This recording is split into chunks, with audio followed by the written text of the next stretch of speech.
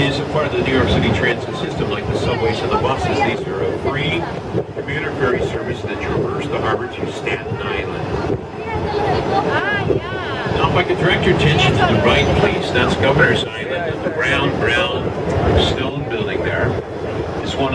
It's called Fort Williams. It's one of 7 forts that was built before the War of 1812. All around the New York Harbor, this tremendous fortification system was built. Now, Governor's Island was America's longest running military base, but they decided they no longer needed it. A handful of years ago, the federal government gave this island to the city of New York. It's now a part of New York City, and it's used as parkland in the summer months. You see that white ferry boat there? It's free. It goes right back and forth to Lower Manhattan here. And you can rent bicycles and tour the island. The main thing that happens out here is there are a ton of concerts throughout the summer months. Governor's Island, an excellent development, the newest part of New York City.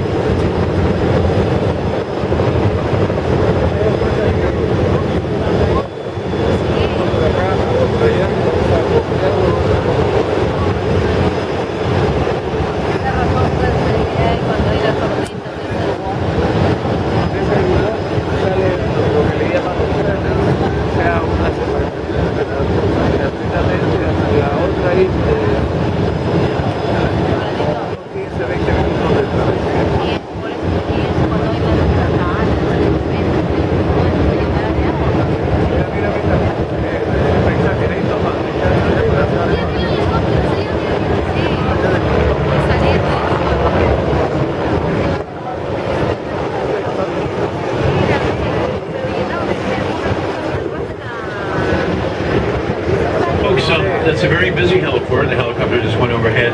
This pier to our left, just ahead of us, Pier 6. And Liberty Tours operates out of there. You can take a helicopter tour from this Pier 6. Now you'll notice this heliport is at street level, unlike many places around the country where a heliport is up on top of a high building. That's not done here in New York City. It used to be. But there was a terrible accident when a helicopter fell from a midtown skyscraper to the street, and immediately the city made a law that said no more. We're moving the piers, the heliports to these piers. They're in the city, much safer place for the heliports.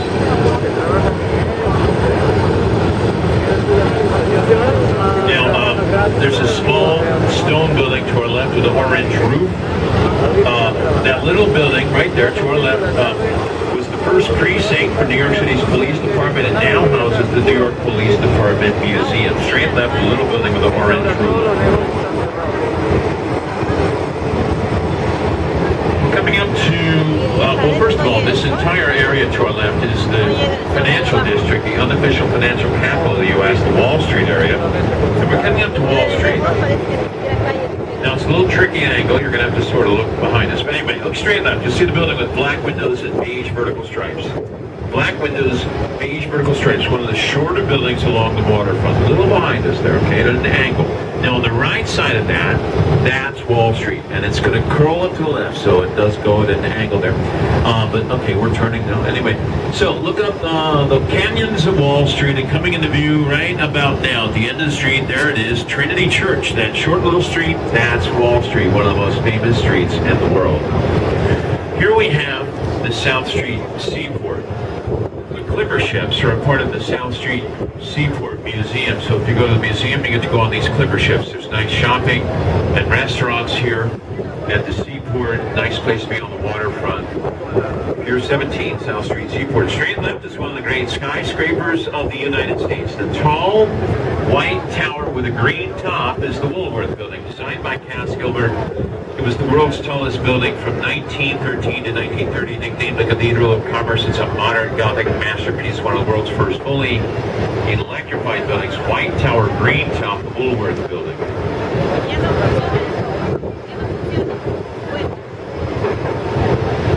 We're coming up now to one of the great technological and engineering successes of the 19th century.